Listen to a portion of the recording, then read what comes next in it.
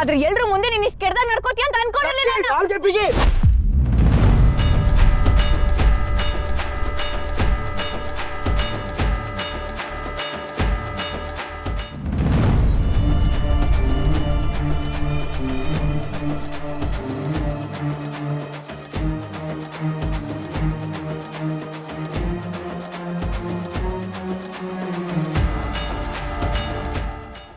ನೀವೀಗ ನನ್ನ ತಂಗಿ ನನ್ನಿಷ್ಟ ಅಂತ ಡೈಲಾಗ್ ಹೊಡಿಬೋದು.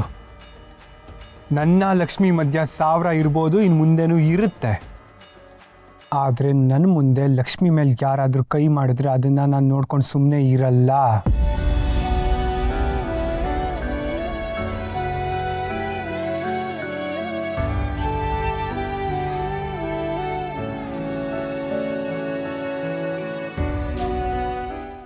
ಬಾ ಲಕ್ಷ್ಮಿ.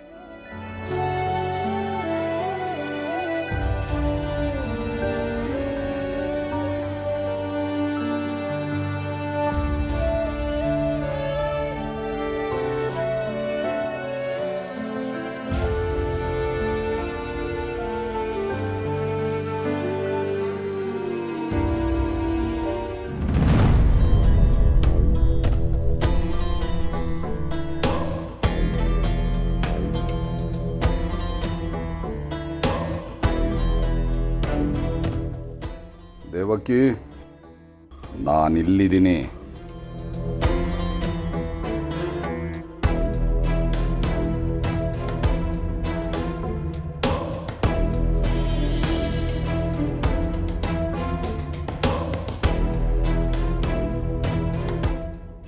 ನನ್ನ ಯಾವಾಗಲೂ ರಾಂಗ್ ಡೈರೆಕ್ಷನಲ್ಲೇ ಹುಡುಕ್ತಾ ಇದೆಯಾ ದೇವಕಿ?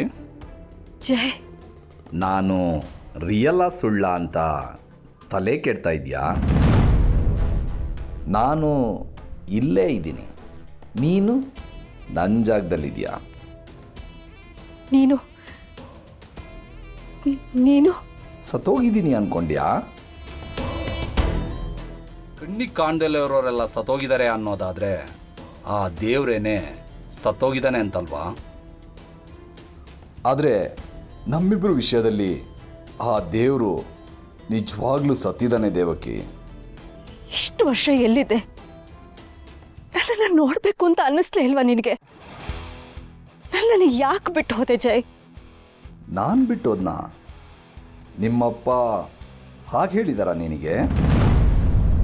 ಅಪ್ಪನ? ನಾವಿಬ್ಬರು ಬೇರೆ ಆಗೋದಕ್ಕೆ ಕಾರಣ ಇನ್ಯಾರು? The great Dharmaraj. ನಂಬಿಸಿ ಕತ್ತು ಕುಯ್ದ್ರಲ್ಲ.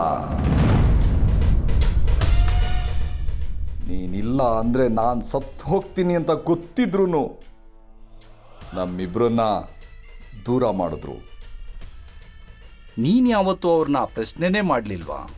1, 2, 22 ವರ್ಷದಿಂದ ಪ್ರತಿ ದಿವಸ ಪ್ರಶ್ನೆ ಮಾಡಿದ್ದೀನಿ, ನೀನು ಸತ್ತು ಹೋಗಿದ್ಯಾ ಅಂತ ಅವ್ರು ಹೇಳಿದ್ರು.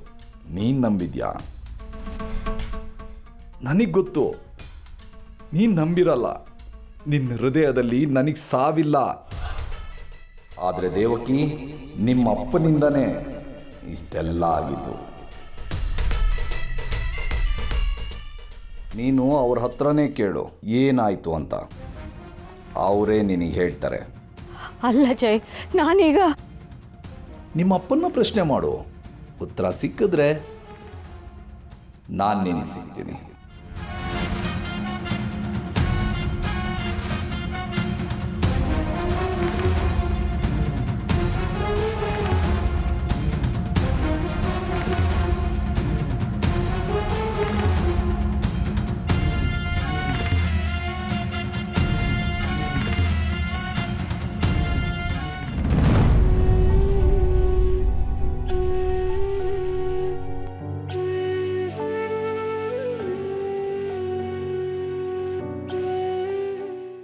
ವೆಂಕಿ, ವೆಂಕಿ, ನೀನ್ ಇಲ್ಲಿದ್ಯಾ?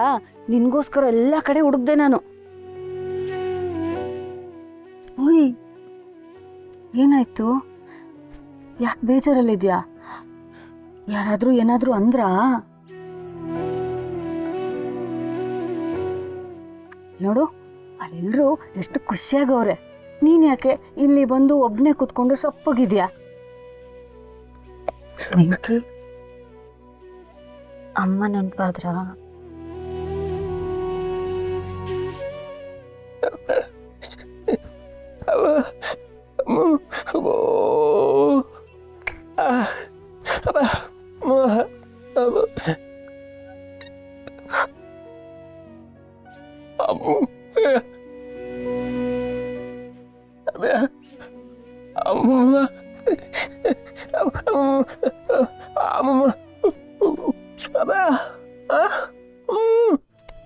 ವೆಂಕಿ, ಇಲ್ಲಿ ನೋಡು, ಖಂಡಿತವಾಗ್ಲೂ ನೀನು ನಿಮ್ಮಮ್ಮ ಒಂದಾಗೆ ಆಗ್ತೀರಾ.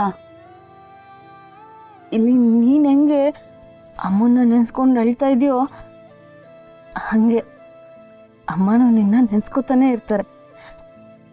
ಯೋಚನೆ ಮಾಡಬೇಡ, ಅಳ್ಬೇಡ. ನೋಡು, ಅದ್ಯಾವರು ಯಾವಾಗಲೂ ನಮ್ಮ ಜೊತೆ ಇರೋಕ್ಕಾಗಕ್ಕಿಲ್ಲ ಅಂತಾನೆ ತಾಯಿನ ಸೃಷ್ಟಿ ಮಾಡಿರೋದು. ತಾಯಿ ನಮ್ಮ ಜೊತೆಗಿದ್ರೆ ಯಾವಾಗಲೂ ನಮ್ಮ ಕಾಳಜಿ ಮಾಡ್ತಾಳೆ. ನಿನಗೂ ಅಷ್ಟೆ, ನಿನ್ನ ತಾಯಿ ಮತ್ತೆ ಸಿಕ್ಕೇ ಸಿಗ್ತಾರೆ. ಅದಕ್ಕೋಸ್ಕರ ಸ್ವಲ್ಪ ಕಾಯಬೇಕು ಅಷ್ಟೇ.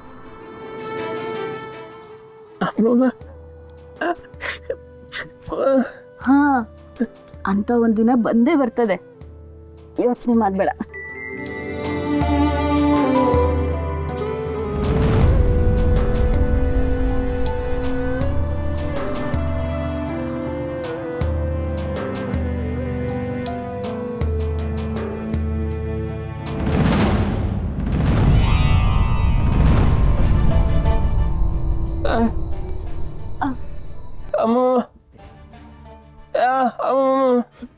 ಇಲ್ಲ,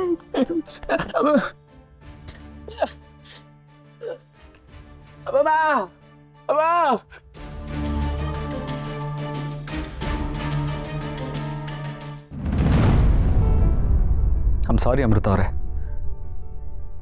ನಿಮಗೆ ಹರ್ಟ್ ಮಾಡಬೇಕು ಅನ್ನೋ ಉದ್ದೇಶದಿಂದ ಮಾಡಿದ್ದಲ್ಲ. ಸಂಜೀವ್ ಅವರೇ, ಈಗ ಯಾಕೆ ಆ ಮಾತೆಲ್ಲ? ಆಗಿದ್ದಾಗೋಯ್ತು, ಬಿಟ್ಬಿಡಿ.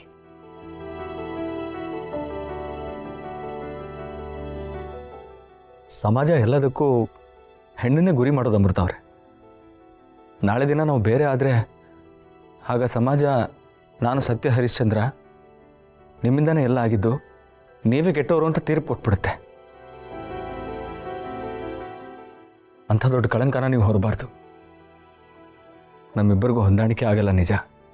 ದೊಡ್ಡವ್ರ ಮಾತಿಗೆ ಬೆಲೆ ಕೊಟ್ಟು ನಾವು ತಾಳಿ ಕಟ್ಟಿದ್ದು ನಿಜ. ಆದರೆ ಈ ಬಲವಂತದ ಮದುವೆ ಅನ್ನೋ ಬೆಂಕಿಲಿ ನಿಮ್ಮ ಕನಸುಗಳು ಬೂದಿ ಆಗಬಾರ್ದು ಅಮೃತ ಅವರೇ.